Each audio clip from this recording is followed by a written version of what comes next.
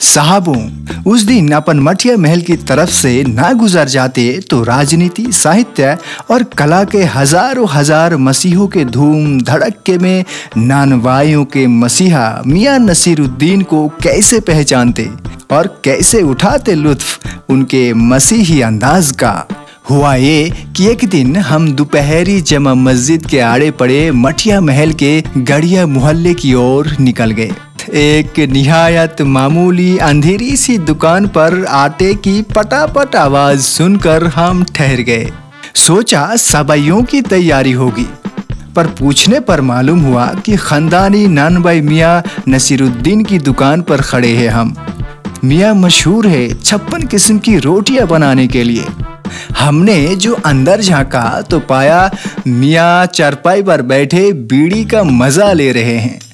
मौसमों की मार से पका चेहरा और पेशानी पर मंजे हुए कारीगर के तेवर। हमें ग्राहक समझ मियां ने नजर उठाए। फरमाइए, झिझक से कहा, आपसे कुछ एक सवाल पूछने थे, आपको वक्त हो तो। मियां नसीरुद्दीन ने 5000 अंदाज से सिर हिलाया। निकाल लेंगे वक्त थोड़ा, पर ये तो कहिए आपको पूछना क्या है।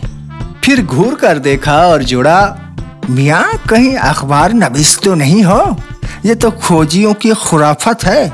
हम तो अखबार बनाने वाले और अखबार पढ़ने वाले दोनों को ही निठल्ला समझते हैं। हाँ, अगर कामकाजी आदमी हो तो इससे क्या काम है। खैर, अपने यहाँ तक आने की तकलीफ उठाई है तो पूछिए, क्या पूछना चाहते हैं। पूछना था कि किस्म किस्म की रोटी पकाने का इल्म आपने कहाँ से हासिल किया। मियां नसीरुद्दीन ने आंखों के कंचे हम पर फिर दिए, फिर तरेर कर बोले, क्या मतलब?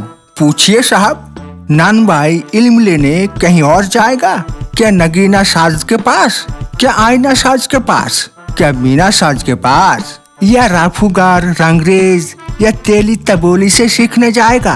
क्या फरमा दिया साहब, ये तो हमारा खानदानी पेशा ठहरा। हाँ, इल्म की बात पूछिए तो जो कुछ भी सीखा अपने वलीद उस्ताद से ही सीखा। मतलब ये कि हम घर से ना निकले कि कोई पेशा अख्तियार करेंगे। जो बाप दादा का हुनर था वो ही उनसे पाया, और वलीद मरहूम के उठ जाने पर आ बैठे हैं उन्हीं के ठीहे पर। आपके वालिद साहब? मियां नसीरुद्दीन की आंखें लम्हा भर के लिए किसी भट्टी में गुम हो गई। लगा गहरी सोच में है। फिर सिर हिलाया। हाँ, हमारे वालिद साहब मशहूर थे। मियां बरकत अली शाही ननबाई गोड़िया वाले के नाम से, और उनके वालिद यानी कि हमारे दादा साहिब थे आला ननबाई मियां कल्लन। आपको इन दोनों में से किसी की भी कोई नसीहत याद है? नसीहत काहे की मियां, काम करने से आता है, नसीहतों से नहीं। हाँ, हमने भट्टी पर इशारा किया और कहा, वजह फरमाया है, पर यह तो बताइए कि जब आप इस काम पर लगे तो वालिद साहब ने सीख के तौर पर कुछ तो बताया होगा। नसीरुद्दीन साहब ने जल्दी जल्दी 2-3 कश खींचे, फिर गला साफ किया और बड़े अंदाज से बोले, अगर आपको कुछ कहलवाना ही है तो बता ही देते हैं। आप जानो, जब बच्चा उस्ताद के यहाँ पढ़ने बैठता है तो उस्ताद कहता है, कहा अलीफ, बच्चा कहता है अलीफ, कहा बे, बच्चा कहता है बे, कहा जिम, बच्चा कहता है जिम। इस बीच उस्ताद जोर का हाथ सिर पर धरता है और शगीर्द चुपचाप परवान करता है। समझे साहिब?